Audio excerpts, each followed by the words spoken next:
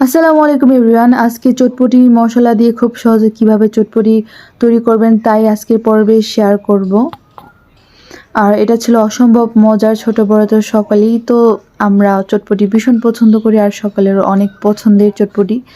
এখানে আমি যে ঘূর্ণি এটা আমি ভিজিয়ে রেখেছিলাম, 2 কাপের মতো ভিজিয়েছিলাম। 6 ঘন্টার মতো কমপক্ষে ভিজাতে হয়। এরপর আমি এটা সিদ্ধ করে নিয়েছি পানি দিয়ে, পরিমাণ মতো পানি দিয়ে।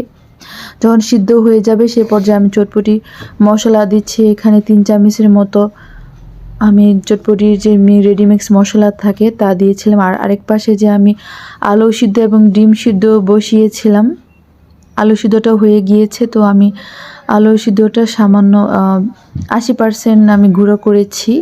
গুঁড়ো করে এরপর আমি চটপটির যে মিশ্রণটা আছে তার মধ্যে দিচ্ছি। দিয়ে তারপর আমি চামচ দিয়ে একটু নাড়াচাড়া করে দিচ্ছি।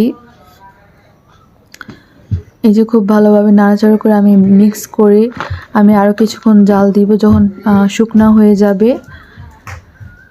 এই যে দেখুন শুকনো হয়ে গিয়েছে, সেই পর্যায়ে আমি চুলাটা বন্ধ করে দিব। আর এরপর আমি কি করব, যে সিদ্ধ ডিম আছে তা আমি গ্রেট করে নিব।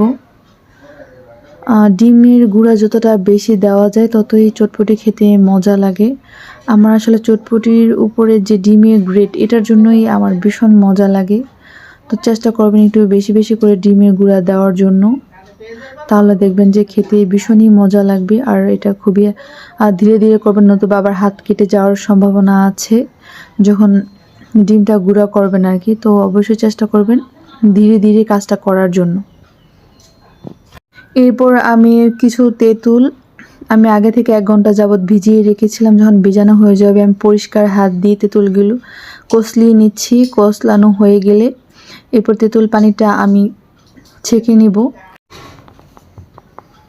এই যে দেখুন এগুলো আমি চিপ দিয়ে ভালোভাবে সরিয়ে নিচ্ছি।